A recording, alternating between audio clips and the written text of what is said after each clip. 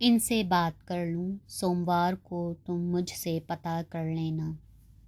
فطرت پہلی امید کا جنازہ پروفیسر سعید کے گھر چھوڑ کر ایک نئی امید کی بیساکھی لیے واپس ہاسٹل چلا آیا۔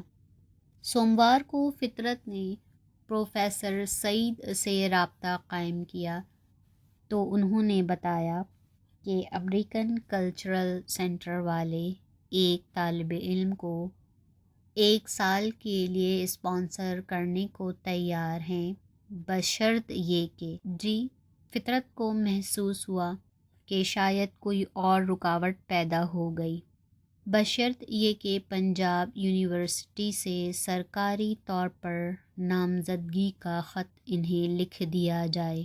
گویا پھر معاملہ مسز شیخ کے رحم و کرم پر۔ اس کی تم فکر نہ کرو، میں نے مسز شیخ سے بات کر لی ہے، وہ کہتی ہیں کہ اگر میں ان کے سرکاری پیڈ پر چٹھی ٹائپ کروا کر ان کی جانب سے خود دستخط کر کے بھیج دوں تو انہیں کوئی اعتراض نہیں۔ میں آج ہی وہ چٹھی بھیج رہا ہوں۔ کتنا وقت لگ جاتا ہے اسے نتیجہ خیز ہونے میں؟ فطرت نے بے تابی سے پوچھ لیا۔ اصولی طور پر انہوں نے 3 مہینے کا پیریڈ رکھا ہوا ہے، لیکن کبھی کبھی پہلے بھی بلوا لیتے ہیں۔ بہتر ہوگا کہ تم تب تک لاہور میں ہی رہو اور مجھ سے رابطہ رکھو۔ ٹھیک ہے سر، تھینک یو۔ اب اسے یہ فکر لاحق تھی کہ 3 مہینے کہاں رہے گا اور کیا کرے گا۔ وہ واپس ہاسٹل پہنچا اور زمانۂ طالب علم کی طرح جوتے اتارے بغیر ننگی چارپائی پر دراز ہو کر اگلے 3 مہینوں کے متعلق سوچنے لگا۔ حسب معمول اس کے دونوں ہاتھ اس کی گردن کے پیچھے اور اس کی نگاہیں چھت پر مرکوز تھیں۔ ایک خیال امید کے پرندے کی طرح اس کے ذہن میں اترتا اور پھر یاس کا اشارہ پاتے ہی اڑ جاتا۔ مثلاً پہلے اسے خیال آیا کہ میاں صاحب کے ہاسٹل میں مزید قیام کی مہلت مانگے، لیکن پھر اس نے سوچا کہ یہ دوسرے طالب علموں کے ساتھ زیادتی ہوگی۔ پھر سوچ کی یہ لہر آئی کہ لاہور کے کسی چھوٹے موٹے ہوٹل میں منتقل ہو جائے، تو پھر اس سوچ کو خود ہی رد کر دیا۔ اس طرح اخراجات لامحالہ بڑھ جائیں گے جنہیں وہ پورا نہیں کر سکے گا۔ تیسرا راستہ یہ تھا کہ وہ گاؤں چلا جائے، لیکن وہاں 3 ماہ تک لوگوں کی باتیں سننا اور طعنے سہنا مشکل ہو جائے گا۔ پھر امریکہ کے متعلق کئی خیالات مکڑی کے جالے کی طرح اس کے ذہن میں چھانے لگے۔ میری ماں ضعیف اور دمہ کی مریض ہے، اگر میرے پیچھے مر گئی تو اسے کون سنبھالے گا، کون دفن کرے گا؟ اگر امریکہ میں قیام کے دوران پڑھائی میں ان کے معیار پر پورا نہ اترا تو میری اور میرے ملک کی سبکی ہوگی۔ کہتے ہیں امریکہ میں عیاشی بہت ہے، کہیں میں بھی عیاشی کا شکار ہو کر اپنا مشن بھول گیا تو؟ اور اگر امریکہ جانے والی تجویز کا بھی وہی انجام ہوا جو یونیورسٹی والی ملازمت کا ہوا تھا، تو میں کیا کروں گا؟ وہ فوری طور پر کسی نتیجے پر نہ پہنچ سکا۔ اٹھ کر کمرے سے باہر برآمدے میں آ گیا۔ یہ کمرہ اوپر والی منزل پر تھا۔ جب اس نے برآمدے میں کھڑے ہو کر نیچے نظر ڈالی تو اسے ہاسٹل کے صحن میں خاصی رونق نظر آئی۔ کئی لڑکے گھاس پر بیٹھے گپ لگا رہے تھے۔ بعض جگہ 2-2 3-3 لڑکوں کی ٹولی کبوتروں کی طرح سر جوڑ کر بینچ پر بیٹھی تھی۔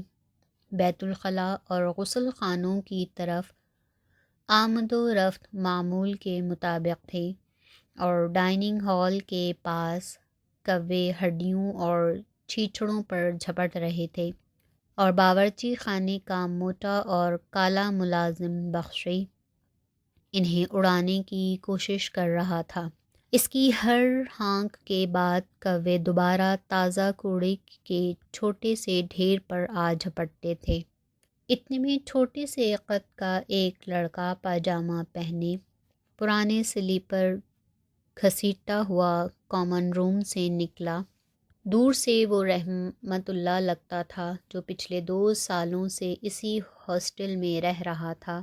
اگرچہ وہ کیمسٹری کا طالب علم تھا، لیکن ہاسٹل کی جس 4 یاری سے فطری گپ لگاتا تھا، اس میں رحمت اللہ اور بکری شامل تھا۔ فطرت نے زور سے کہا، بکری بکری۔ رحمت اللہ نے گھوم کر چاروں طرف دیکھا اور دور برآمدے میں فطرت کھڑا نظر آیا۔ وہ چلایا، لالا کیمل۔ وہ سیدھا فطرت کے پاس اوپر چلا آیا۔ دونوں ایک دوسرے کو دوبارہ ہاسٹل میں دیکھ کر حیران رہ گئے۔ معمول کے مطابق دونوں کو اب تک ہاسٹل کی پناہ گاہ سے نکل کر زمانے کی ریت میں جذب ہو جانا چاہیے تھا، لیکن وہ ابھی تک کنارے پر کھڑے تھے۔ رحمت اللہ نے بتایا کہ اس کا ایک پرچہ رہ گیا تھا، اس لیے سپلیمنٹری امتحان دے رہا ہے، اور فطرت نے اسے مطلع کیا کہ وہ ملازمت کے سلسلے میں میاں صاحب کی عنایت سے 1 ہفتے کے لیے ہاسٹل میں مقیم ہے۔ لیکن اب تو سب لڑکے آ چکے ہیں، رحمت اللہ نے کہا۔ میرے بھی 7 دن ختم ہونے والے ہیں۔ کل شام کو تم میرے پاس آ جاؤ۔ نہیں یار، تمہارا امتحان ہے، تمہیں ڈسٹرب نہیں کرنا چاہیے، اور پھر یہ ہاسٹل کے رولز کے خلاف ہیں۔ اگر اتنے ہی قانونی ہو تو محمود کے پاس چلے جاؤ، ابھی کل ہی مجھے ملا تھا۔ کہاں ہے وہ؟ اس نے MA پولیٹیکل سائنس کر کے FC کالج میں ملازمت کر لی ہے اور YMCA میں چنانچہ تھوڑی دیر بعد محمود کے پاس گئے۔ وہ تیار ہو کر مال روڈ پر چہل قدمی کرنے کے لیے نکل رہا تھا۔ اپنے پرانے دوستوں کو دیکھ کر کھل اٹھا، انہیں کمرے میں لے گیا۔ مشترکہ دوستوں کی باتیں ہونے لگیں۔ کون امتحان میں کیسا رہا؟ شیدہ ڈرم فیل ہو گیا، عاصم کلیئر فرسٹ کلاس لے گیا، ظہیر کٹا اپنے مضمون میں ٹاپ کر گیا۔ ابتدائی گپ شپ کے بعد رحمت اللہ نے فطرت کے عزائم اور اس کے فوری مسئلے کا ذکر کیا تو محمود نے خوشی خوشی اسے ایک بار پھر اپنا روم میٹ بنا لیا۔ فطرت نے امریکہ جانے کے امکانات کا ذکر کیا اور محمود نے FC کالج میں اپنی نوکری کے متعلق بتانا شروع کیا۔ دونوں ایک دوسرے پر رشک کرنے لگے۔ اچھا تو پیارے، امریکہ جا رہے ہو؟ محمود نے کہا۔ یار پکا نہیں ابھی تک، وہاں میمو کے چکر میں پرانے دوستوں کو بھلا نہ دینا۔ نہیں یار، یہ کیسے ہو سکتا ہے؟ تم دیکھنا تو صحیح کہ کھوٹے پیسے کی طرح 1 سال بعد واپس تمہارے قدموں میں ہوں گا۔ بھائی یہ اب کی باتیں ہیں، امریکہ کا رنگ چڑھ جائے تو اترتا نہیں آسانی سے۔ دیکھنا تم 1 سال کے بعد آؤ گے تو ہائے محمود بھائی رحمت اللہ کہتے پھرو گے۔ چھوڑو یار، فطرت فطرت ہی رہے گا، خواہ وہ کہیں بھی چلا جائے۔ فطرت اگلے دن YMCA میں منتقل ہو گیا۔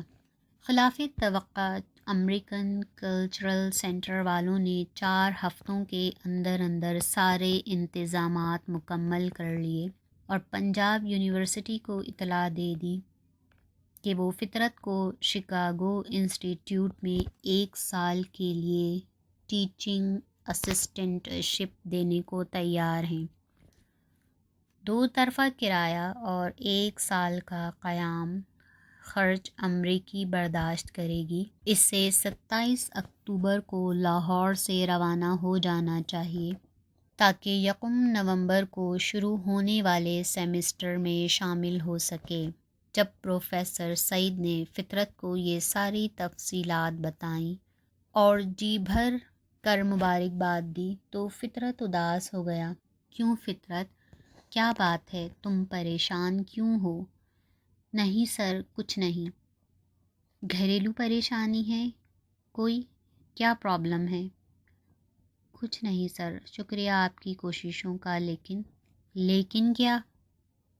لیکن سر ان 4-5 ہفتوں میں مجھے ایک نیا خیال ستاتا رہا ہے۔ وہ کیا؟ وہ یہ کہ امریکہ کی تو کوئی کلچر، ٹریڈیشن یا تہذیبی روایت ہی نہیں ہے۔ میں وہاں سے کیا سیکھوں گا؟ وہاں صرف ڈالروں کی چمک دمک ہے۔ میں ڈالروں سے کیا انسپائریشن لوں گا؟ تم میں ایک سچے آرٹسٹ کی ساری نشانیاں موجود ہیں۔ لوگ امریکہ جانے کو ترستے ہیں اور تم وہاں جاتے ہوئے اداس ہو رہے ہو۔ بھائی، بیرونی سفر بذات خود ایجوکیشن ہے، اور امریکہ میں 1 سال یہاں کی یونیورسٹی کے 2 سالوں سے بہتر ہے۔ جہاں تک آرٹ کا تعلق ہے، تمہیں یہ سن کر حیرت ہوگی کہ دنیا کے نہایت قیمتی فن پارے امریکہ میں محفوظ ہیں۔ وہ کیسے؟ تم وہاں پہنچو گے تو خود جان جاؤ گے۔ یہ بتاؤ، گھر بتا دیا؟ نہیں سر، ابھی تو خبر ملی ہے۔ میں کل گاؤں جاؤں گا اور امی کو بتا آؤں گا۔ وہ یقیناً خوش ہوں گی یہ خوشخبری سن کر۔ Good luck. پروفیسر سعید نے اسے بہت سی نصیحتوں اور ایک گرم گرم معانقے کے ساتھ رخصت کر دیا۔ فطرت نے گھر پہنچ کر والدہ کو یہ خبر سنائی تو وہ بہت خوش ہوئی۔ وہ اپنی خوشی اپنے آپ تک محدود نہ رکھ سکی۔ اس نے آتے جاتے کسی سہیلی سے اس کا ذکر کر دیا تو سارے گاؤں میں بات پھیل گئی کہ ریشما کا پتر امریکہ جا رہا ہے۔ ریشما کا پتر امریکہ جا رہا ہے۔ بہت سی عورتیں اور مرد مبارکباد دینے ریشما کے گھر آ گئے۔ سارا صحن بھر گیا۔ 1-2 چارپائیاں اندر سے لا کر بچھانا پڑیں۔ ابتدائی مبارکبادوں اور بہت بہت مبارک ماسی ریشما کے ڈائلاگ ختم ہوئے تو اس قسم کی گفتگو ہونے لگی۔ اللہ دیتا ہے تو چھپڑ پہاڑ کر دیتا ہے۔ بس ریشما کے تو بھاگ جاگ اٹھے ہیں۔ دوسروں کی اولاد 10ویں جماعت تک نہیں پہنچتی۔ ریشما کا پتر امریکہ جا رہا ہے۔ واپس آ کر اور بڑا افسر لگ جائے گا، اور بڑا۔ گاؤں کی سڑک پکی کروا دے گا۔ یہ باتیں سن سن کر فطرت کے کان پک گئے۔ اسے کوئی راہ فرار نظر نہیں آ رہی تھی، ورنہ وہ اٹھ کر بھاگ جاتا۔ خدا خدا کر کے یہ غیر ذمہ دارانہ گفتگو ختم ہوئی۔ لوگ اپنے اپنے گھروں کو روانہ ہوئے اور فطرت اور اس کی ماں اکیلے رہ گئے۔ موقع کو غنیمت جانتے ہوئے ریشما نے کہا، پتر، میری ایک ہی خواہش رہ گئی ہے۔ جی امی جی، میں چاہتی ہوں امریکہ جانے سے پہلے تمہارا نکاح کر دوں۔ واہ امی واہ، اندھے کو اندھیرے میں بہت دور کی سوجھی۔ مجھے نہیں پتا کہ تو کیا کہہ رہا ہے، لیکن بہن کنیز میرے کان میں 2 دفعہ کہہ چکی ہے کہ گھبرو بیٹے کو نکاح کیے بغیر امریکہ نہ جانے دینا۔ ادھر سفید چمڑی والی میمیں قابو کر لیتی ہیں مردوں کو، خاص کر کنوارے مردوں کو۔ کیا بات ہے امی آپ کی اور آپ کی ایڈوائزر ماسی کنیز کی؟ تمہارا بیٹا کوئی ایسا ویسا نہیں ہے جس پر کوئی ڈورے ڈال لے۔ اچھا یہ بتا، 1 سال کا خرچہ تو ہے نا تمہارے پاس، یا کچھ بندوبست کرتا جاؤں؟ نہیں بیٹے، میری فکر نہ کر تو، اب تو کچھ نہ کچھ زمین سے بھی آ جاتا ہے۔ محنت مزدوری کا بچا کچا بہت ہے۔ شیخ صاحب والے 500 روپے تو اسی طرح رموال میں بند پڑے ہیں۔ میں نے 1 پیسہ بھی ان میں سے خرچ نہیں کیا، بلکہ اگر کرایہ بھاڑا چاہیے تو 200-400 مجھ سے لے جانا۔ نہیں امی، کرایہ سب ان کے ذمے ہے جو مجھے بھیج رہے ہیں۔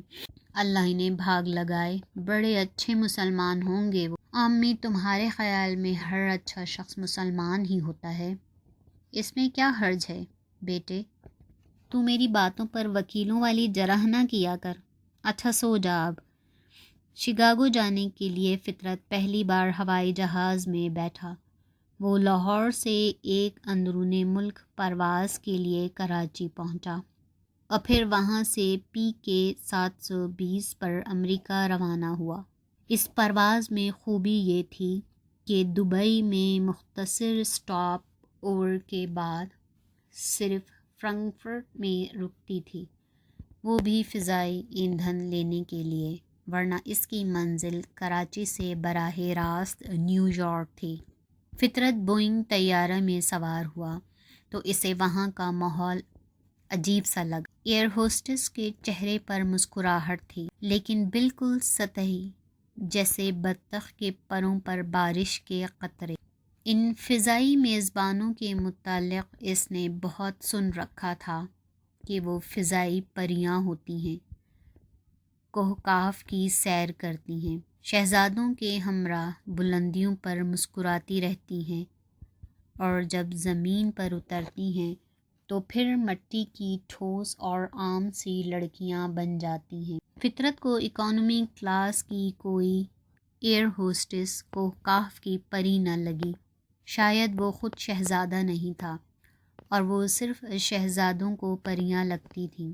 کراچی سے پرواز شروع ہوئی تو فطرت کا دھیان کھڑکی سے باہر تھا۔ اسے بحیرہ عرب واضح طور پر نظر آ رہا تھا۔ شروع میں اس پر کچھ بحری جہاز اور لانچیں بھی دکھائی دیں، لیکن جوں ہی جہاز بلندی پر پہنچا، یہ چیزیں نظروں سے اوجھل ہو گئیں۔ پھر فطرت کی توجہ کا مرکز وہ مسافر بنے جو سارڈین کی طرح بوئنگ کے پیٹ میں ٹھونسے گئے تھے۔